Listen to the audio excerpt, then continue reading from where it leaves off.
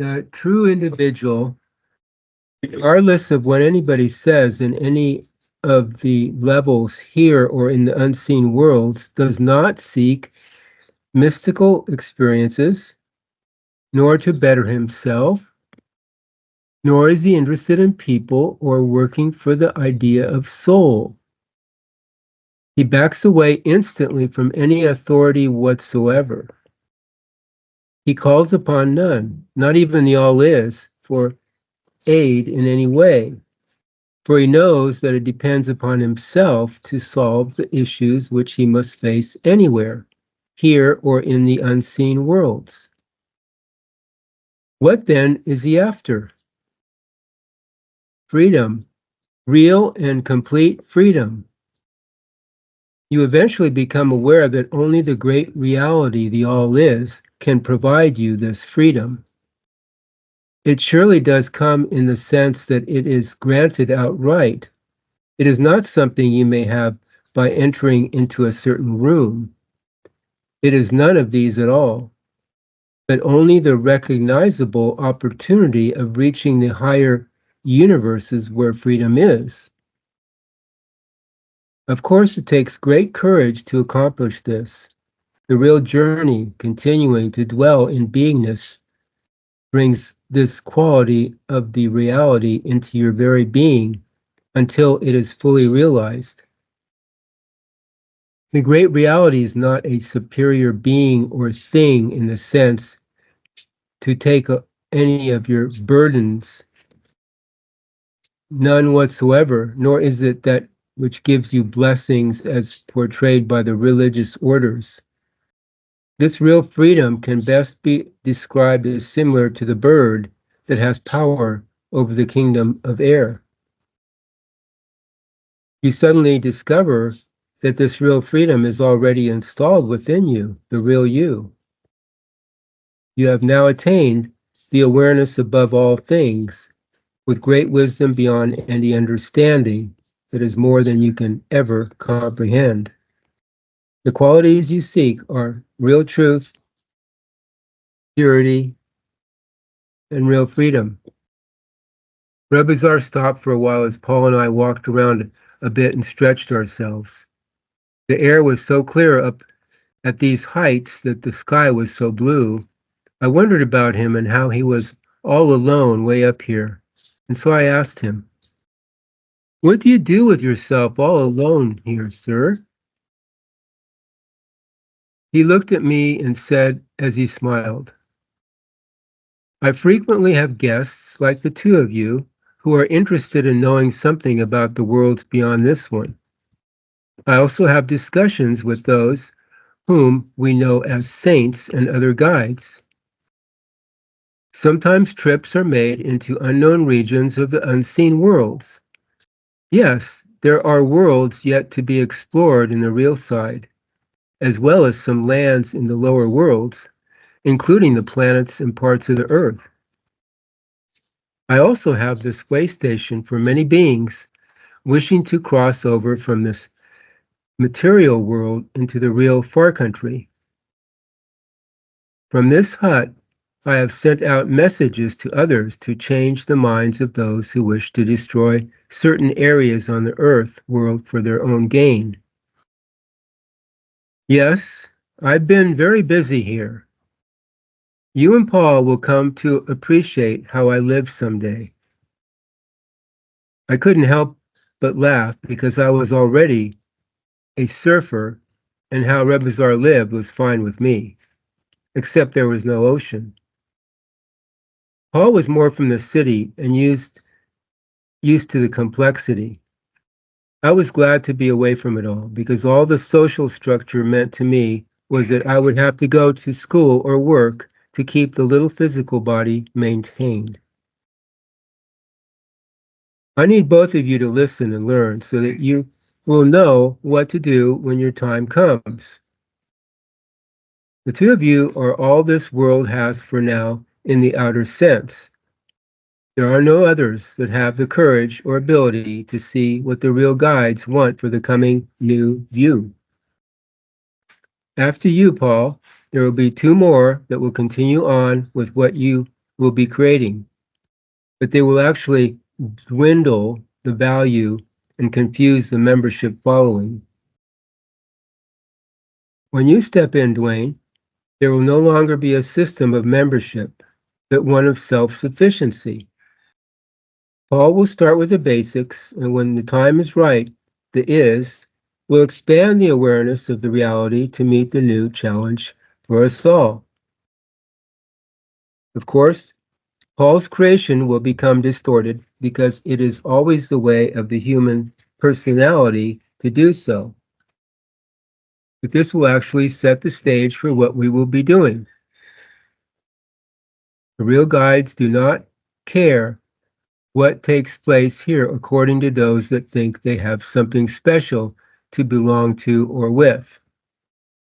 We can do anything according to what is real. Duane, you will be the surprise of the century when you come into view, and even those who have taught will be surprised. And most certainly there will be so many who will doubt what we are presenting, but that will be their test to see past their own attitudes. Freedom, we're talking about freedom. Now to continue, real freedom is what every person seeks throughout their search for the great reality. Real freedom consists in having the possession of a will for the great reality that gives one a sublime freedom, which at any time can be exercised at one's own discretion. This will or intent can never be taken away or tampered with at its source. It can be overshadowed by reducing the individual to a sub-level, as do so many of the belief systems and other similar organizations whose only interest is to control their followers. The Yutun can be imprisoned in a world of hell, but it will still exist in a minor form and eventually reach the fulfillment of its own independence from any restraint whatsoever. This is the condition which encourages and allows for the active exercise of the will and intent. No outside interference is possible to change the course of the Yutun into real freedom. With the is, once the real you has determined its goal. The great reality is beyond explanation. None can tell you of its beauty and wonders, only the results upon the Yutun who enters into it and the qualities which are gained. This is the universes of pureness, and the Yutun that has gained a place here becomes the pure reality itself. The great reality is the isness with whom the real guides collaborate in carrying out their sacred missions of giving the right instructions to others who wish to enter into this vast realism. Many believe it is the Great Father, the Supreme Guru, and the Light Giver. But these are the known qualities of what man has decided and are connected to the space gods. It is actually an unknown quality that is actually the Yutun itself. Now I want to emphasize this. There is no such God as known by the Christians, Jews, Jainists, Buddhists, Taoism, or 500 other religions on earth, world, and other realms that mankind looks to for his heavenly situation. These are invented deities of a mental and emotional nature. Nobody knows within these worlds of material illusion what the true reality is. They have no understanding because all must lean upon authority, and so each level has a mocked-up convenience god conjured out of the imagination of those in their own personal mind worlds. An example of the many gods that have existed in the physical world can be cited as the Greek gods Zeus, Hermes, and a host of the Olympian deities who ruled the world. They were all as real as you and I, in a sense, because man had made them so. They existed as long as the Greeks believed in them. But when St. Paul, who combined, in effect, Judaism and Christianity, founded a reconstructed Judaism, which went into history as Christianity with Jesus, as the world God and Savior, then all the other gods died from lack of agreement. He broke the hold which the imagination held upon the Greeks and Romans. He preached a religion which had a little of everything in it, including the Hindu, the Old Greek, Mithra, Roman, and others, until it became what it is now. This is how all religions are established, through the imagination of the followers and their inventiveness. It is also simple. The priests establish an image and then hold it before the people to worship, and they must obey, or they are intimidated to do so. Again, the fear always shows up with their control.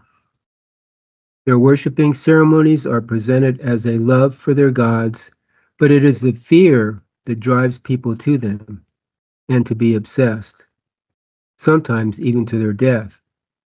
Because the public is so very weak and unwilling to gain real strength from the real guides, they instead go to the soothsayers and look for magic potions that have the appearance, but not the substance, of a true reality.